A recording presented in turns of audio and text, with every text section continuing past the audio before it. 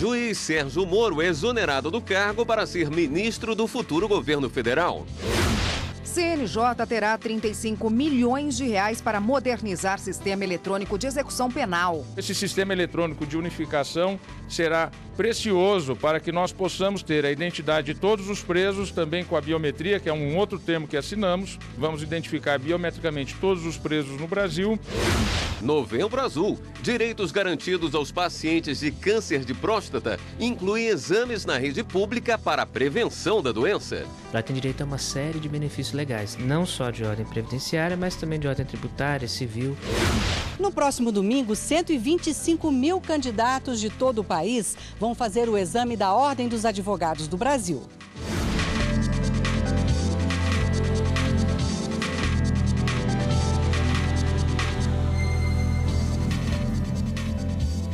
Olá, boa noite. Boa noite. Foi assinado hoje pelo presidente do Tribunal Regional Federal da 4ª Região o ato de exoneração do juiz Sérgio Moro. A exoneração vale a partir da próxima segunda, dia 19 de novembro. O pedido de desligamento foi recebido nesta manhã pelo desembargador Thompson Flores. No documento, Sérgio Moro disse que a solicitação no período de férias se deve ao fato de ter aceitado o cargo de ministro no futuro governo e para que possa assumir de imediato um cargo no executivo na equipe de transição. Moro ressaltou o orgulho de ter exercido o cargo de juiz federal por 22 anos e de ter integrado o quadro do Judiciário brasileiro. Após a publicação do ato de exoneração no Diário Oficial da União, será publicado um edital para a seleção interna de juízes que queiram concorrer à vaga. Os juízes interessados têm um prazo de 10 dias para manifestar interesse. Até que seja definido um novo juiz titular, a responsabilidade da vara fica a cargo do juiz federal substituto, hoje a juíza Gabriela Hart. Modernizar e unificar as informações de todos os processos de execuções penais no Brasil. Essa é a ideia do projeto Penas Inteligentes, liderada pelo Conselho Nacional de Justiça. A iniciativa recebeu hoje repasse financeiro do governo federal, parceiro do projeto. Depois de digitalizar todos os processos que ainda estão no papel e unir informações de todos os processos dos presos do Brasil, a plataforma vai, por exemplo, emitir alertas aos juízes sobre a situação desses detentos, além de garantir mais rapidez. Alguns benefícios que hoje levam de 30 a 60 dias para serem julgados vão poder ser resolvidos em menos de uma semana. Para implementar a iniciativa, o Ministério da Segurança Pública repassou ao CNJ 35 milhões de reais. A expectativa é que o projeto esteja completamente finalizado em todo o país nos próximos 2 anos e meio. O termo foi assinado nesta sexta-feira pelo presidente do STF e do CNJ, ministro Dias Toffoli, e o ministro da Segurança Pública, Raul Jungmann. Esse sistema eletrônico de unificação será precioso para que nós possamos ter a identidade de todos os presos, também com a biometria, que é um outro termo que assinamos. Vamos identificar biometricamente todos os presos no Brasil e também teremos aí o controle dos alertas para que haja os benefícios sendo analisados a tempo e a prazo, de tal forma que as insatisfações dentro dos presídios vão diminuir muito. Quando o projeto estiver implementado, vai interagir com o sistema de informações do Departamento Penitenciário Nacional. O ministro Raul Jungmann destacou que a crise atual do sistema exige parcerias como essa. A grande questão da segurança pública no Brasil, que acontece nas ruas, ela é motivada, ela é comandada, ela tem o seu início dentro do sistema prisional brasileiro, porque hoje, infelizmente, superlotado, ele está sob o controle das facções criminosas. Daí a importância desse ato que nós firmamos com o CNJ e, evidentemente, com o Supremo Tribunal Federal. Esse é o segundo acordo assinado entre os dois órgãos. No final de outubro, foi formalizado o repasse ao CNJ de 20 milhões de reais para a compra de tornozeleiras eletrônicas e a estruturação de centros que monitoram condenados a penas alternativas à prisão. O objetivo é tentar reduzir a população carcerária, que já passa de 700 mil presos, com déficit de 358 mil vagas. Os ministros do STJ negaram aos filhos de um homem que viveu por 60 anos com uma mulher, sem ser oficialmente casado com ela, o direito de herdar imóveis que estavam em nome da companheira do pai. A união estável é a relação entre duas pessoas que estabelecem uma convivência com o objetivo de constituição familiar. De acordo com o Código Civil, nesse tipo de relação prevalece o regime da comunhão parcial de bens, sendo possível alteração de acordo com a vontade dos companheiros. Mas antes de 1996, quando a lei de união estável passou a vigorar, os casais que não oficializassem a união tinham de submeter-se às regras da sociedade de fato, na partilha ou sucessão de bens. A diferença das duas é a aplicabilidade da lei. A união estável veio a ser regulamentada em 96, então a partir daí você passa a ter uma regulamentação. Antes disso não, você tinha que avaliar outros fatores, se era uma convivência harmônica, se havia uma exposição dessa relação, se havia uma divulgação, se havia intenção de constituição de família, se viviam juntos, se era uma relação duradoura.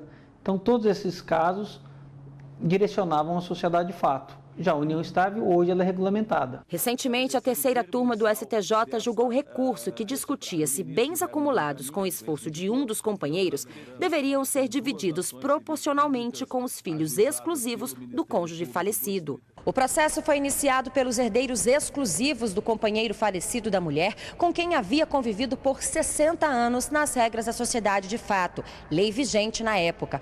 Os filhos alegavam ter direito como herança a uma parcela dos bens imóveis que estavam em posse da companheira.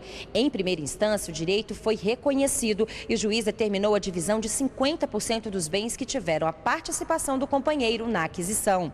A mulher recorreu ao Tribunal de Justiça de Goiás, alegando que os imóveis que estavam com ela tinham sido adquiridos por seu esforço individual e não deveriam ser considerados no inventário.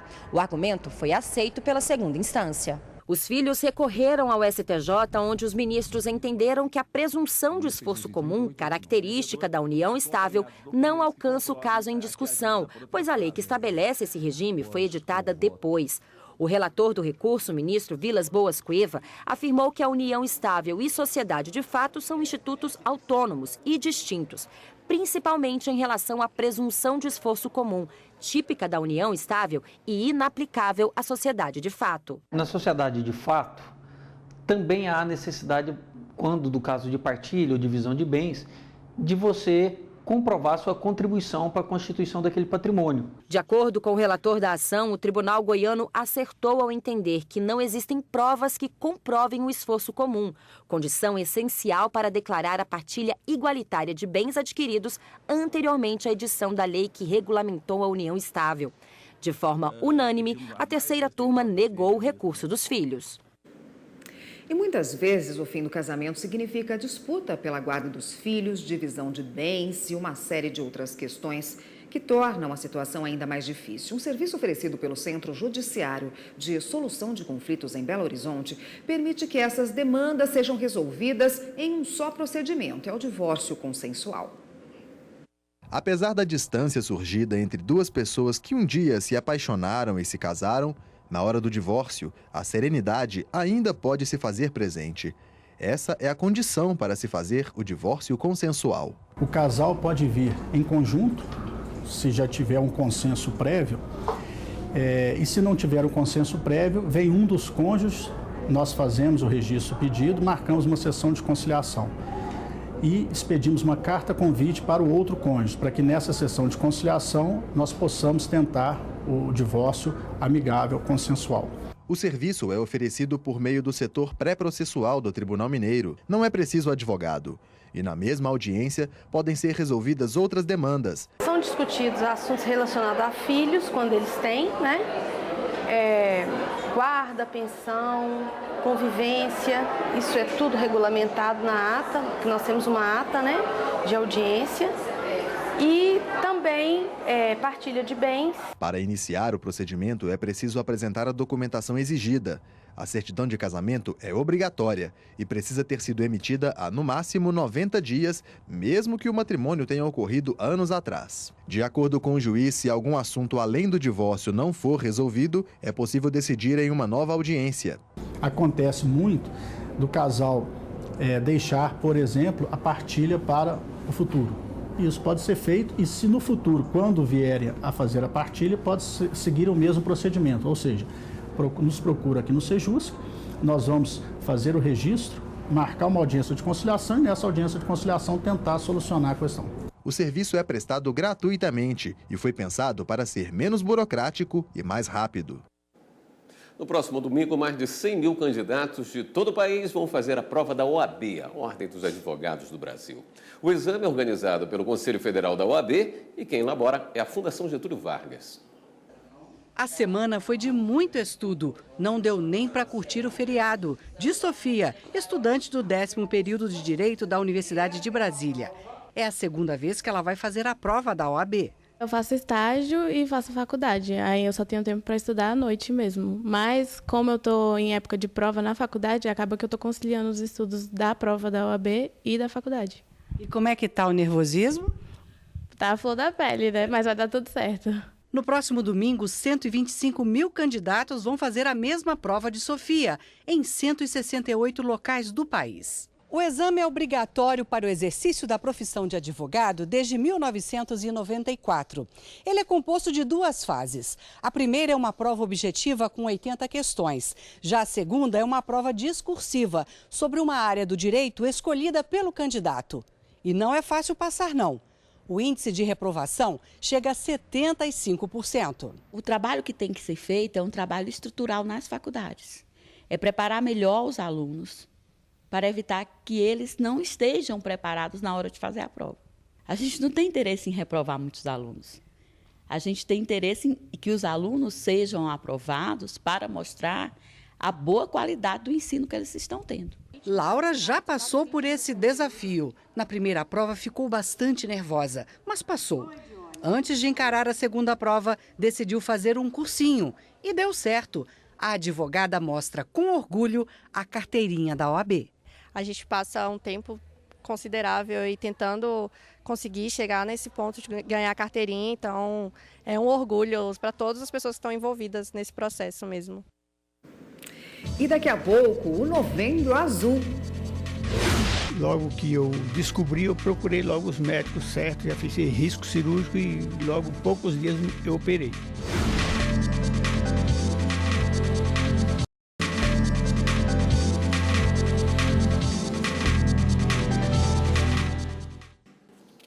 Como proteger crianças e adolescentes vítimas de abuso sexual? Magistrados, promotores e psicoterapeutas ajudam a montar esse complexo quebra-cabeças e orientam sobre a importância de toda a sociedade se responsabilizar pela prevenção e combate. As marcas deixadas pelo abuso sexual infantil intrafamiliar são muitas e são profundas. Certamente uma criança abusada vai mostrar alteração de conduta e de comportamento. E isso pode se expressar de diferentes formas, depende também da idade, né? Crianças menores vão manifestar de uma maneira, adolescentes de outra, mas digamos no caso, uma mãe atenta, numa situação de algum padrasto ou avô que possa ter abusado, ela vai observar alguma diferença no comportamento. A médica atua há 20 anos com perícias psiquiátricas, que são hoje uma importante ferramenta na elucidação dos casos. A partir daí, se faz um laudo bem fundamentado, que vai servir de prova nos autos e vai ajudar o juiz, né, como uma prova pericial. Mesmo não sendo um perito profissional, qualquer pessoa pode identificar outros sinais que evidenciam o problema. Seja na escola, na família ou em qualquer local onde a criança e o adolescente frequentem. Estar atento a estes alertas e não se omitir são fatores importantes para protegê-los e ampará-los. Adolescentes pré-púberes poderiam apresentar um comportamento hipersexualizado, promiscuidade, masturbação em frente dos colegas, em sala de aula, comportamentos inadequados, assim, irritabilidade, agressividade. Eu acredito fortemente que a gente pode prevenir o abuso sexual. Já estamos avançando no Rio Grande do Sul com o desenho de um fluxo, de um protocolo entre Polícia Civil, Ministério Público e Judiciário, em que desde que aquele segredo ele é revelado, a partir daí se desenvolve um protocolo de atendimento. Ou seja, é trabalhar não só em rede, porque trabalhar em rede, às vezes, é cada um aplicar o ECA da sua forma. Não, trabalhar sistematicamente, quantas vezes ela vai ser ouvida, por quem ela vai ser ouvida, em acordo com as instituições. Para o magistrado, outro fator importante é como levar isso à justiça. É preciso preservar a vítima. Eu vou usar um caso real. A menina contou para a coleguinha na escola que tinha sido abusada, como segredo, mas a colega não conseguiu viver com aquele segredo, contou para a professora não sabia o que fazer, chamou a menina, a primeira vez que ela foi ouvida, confirmou, ela teve que revivenciar aquele drama. Não sabia o que fazer, chamou a orientadora pedagógica, que ouviu a menina novamente. Chamou o conselho tutelar, que ouviu a menina novamente. Levou a polícia, levou o Ministério Público, ao juiz. Então, ela é ouvida 6, 7 vezes no nosso sistema. A gente está trabalhando para mudar isso. Então, às vezes é muito importante quando ela chega na frente do juiz, aquilo é muito simbólico. Mas agora vamos escutar realmente, porque ela liga a figura do juiz com a pessoa que vai escutar. Então, a gente tem um trabalho bem grande pela frente. E a Justiça de São Paulo condenou a 3 anos de prisão em regime inicial fechado o homem que praticou importunação sexual no metrô de São Paulo no mês passado. A vítima estava em pé no vagão, a caminho do trabalho, quando o criminoso ejaculou no corpo dela. A juíza do caso levou em conta a Lei 13.718, sancionada em 24 de setembro deste ano, que tornou crime o ato libidinoso na presença de alguém sem consentimento. O TRF da Primeira Região extinguiu um processo protocolado pela Câmara Municipal de Guanambi, na Bahia. Isso porque ele deveria ter sido proposto pelo município e não pelo legislativo da cidade. Entenda por que acontecem casos assim. O Código de Processo Civil determina que, para nascer uma ação, são necessárias 2 condições: o interesse de agir e a legitimidade de quem vai propor essa ação. E foi exatamente a falta de legitimidade o motivo de uma ação na Justiça Federal que pedia a inconstitucionalidade da contribuição previdenciária incidente sobre remunerações pagas aos servidores públicos, ocupantes de cargo em comissão e aos agentes políticos municipais. Na primeira instância, no estado da Bahia, o pedido foi aceito e as contribuições suspensas. Mas a União, por meio da Fazenda Pública, recorreu ao TRF1, alegando falta de legitimidade por parte da Câmara Legislativa. O TRF1 modificou a decisão da primeira instância e decidiu que esse processo deveria ser extinto. Isso porque o município de Guanambi, que tem personalidade jurídica, é que deveria ter proposto a ação e não a Câmara Legislativa da cidade, que, de acordo com a legislação, só pode entrar com ação que trate de questões institucionais próprias. Esse advogado explica que uma análise mais criteriosa e técnica pode garantir que a falta de legitimidade não seja um problema no processo. O ordenamento jurídico atual, somado com a jurisprudência, permite uma análise bem rápida e bem simples das questões de legitimidade. A primeira responsabilidade é da parte autora, da pessoa que está propondo a ação. Cabe ao advogado ou procurador analisar a questão e informar para o seu cliente, para o ente, para o órgão, se há ou não essa legitimidade. Tá? A segunda responsabilidade é do magistrado que recebe esse processo. Cabe a ele fazer uma análise de ofício sobre essa questão, se é legítimo ou não. Primeiro veio o Setembro Amarelo, depois o Outubro Rosa e agora chegou a vez do Novembro Azul. A ideia da campanha deste mês é chamar a atenção sobre a prevenção e o diagnóstico precoce do câncer de próstata, uma obrigação do Sistema Único de Saúde. A cor azul iluminando os prédios públicos faz um alerta. O câncer de próstata é a 2ª maior causa de morte por doença entre homens no Brasil. Por ano, são cerca de 13 mil mortes. A cada ano são diagnosticados quase 70 mil novos casos de câncer de próstata, segundo o INCA, o Instituto Nacional do Câncer. A doença é considerada silenciosa porque não apresenta sintomas até que esteja em estágio avançado. Por isso, cerca de 20% dos casos são tratados tardiamente. Geralmente é a partir dos 65 anos que existe risco da doença, mas a recomendação da Sociedade Brasileira de Urologia é começar a fazer os exames anuais de prevenção depois dos 50 anos de idade, principalmente se o homem tiver hábitos sedentários, má alimentação, excesso de peso, problemas hormonais, fumar e ter histórico de câncer de próstata na família. Foi atento a esses detalhes que seu Gildásio descobriu a doença em fase inicial. Logo que eu descobri, eu procurei logo os médicos certos, já fiz risco cirúrgico e logo poucos dias eu operei. Hoje eu faço só manutenção, né? A cada 6 meses, 3 meses, 6 meses, agora só vou voltar daqui 1 ano lá. O diagnóstico precoce é a melhor maneira de prevenir a doença e aumentar as chances de cura quando confirmado o tumor. Mais de 90% dos pacientes fazendo diagnóstico precoce, a gente consegue ter um tratamento eficaz e consegue a cura na maior parte dos casos. Então, diagnosticar realmente precocemente traz um tratamento mais adequado para o paciente e a gente consegue curar grande parte. A Política Nacional de Atenção Oncológica garante o atendimento integral a todos aqueles diagnosticados com câncer. Os estados possuem pelo menos um hospital habilitado para atender esses pacientes. Além do direito ao tratamento médico pelo SUS, outros benefícios são assegurados, como o auxílio-doença. A pessoa portadora de neoplasia maligna, que é o câncer, popularmente conhecido, ela tem direito a uma série de benefícios legais, não só de ordem previdenciária, mas também de ordem tributária, civil, dentre outros.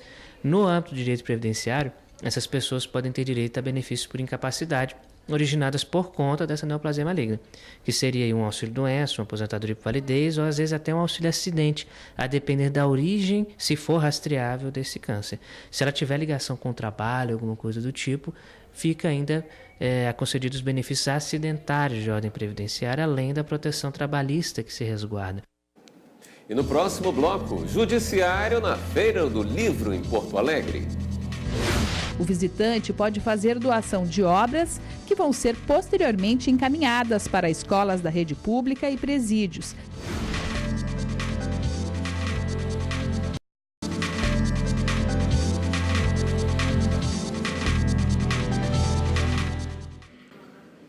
O Judiciário Gaúcho está presente na Feira do Livro de Porto Alegre, que vai até o próximo domingo. Visitantes recebem informações sobre diversos assuntos, entre eles temas ligados à infância e juventude, como adoção e combate à exploração sexual de menores.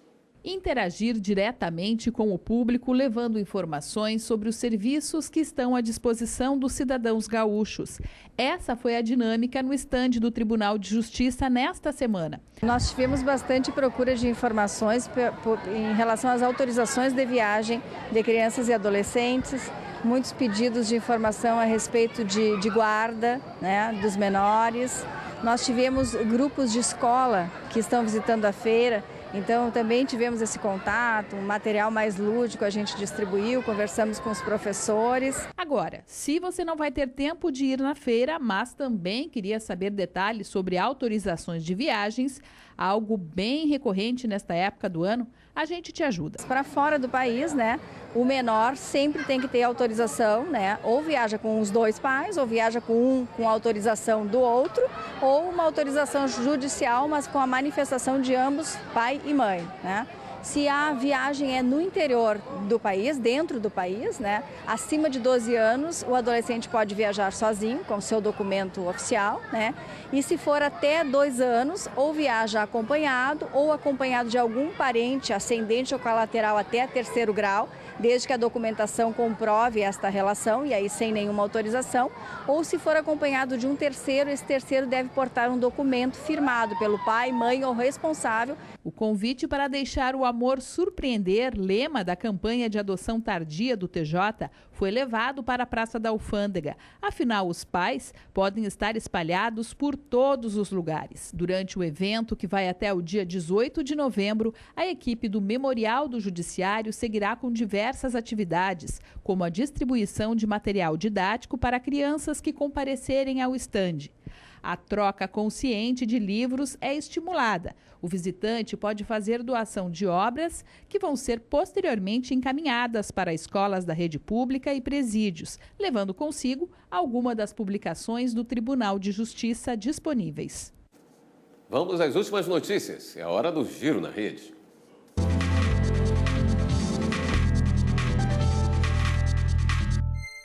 Quem está na redação do Jornal da Justiça hoje é a repórter Viviane Novaes. Boa noite, Viviane. Conta pra gente quais são as últimas notícias. Boa noite, Érica. Boa noite a todos. Olha, a Procuradoria-Geral da República criou um grupo de combate à corrupção transnacional.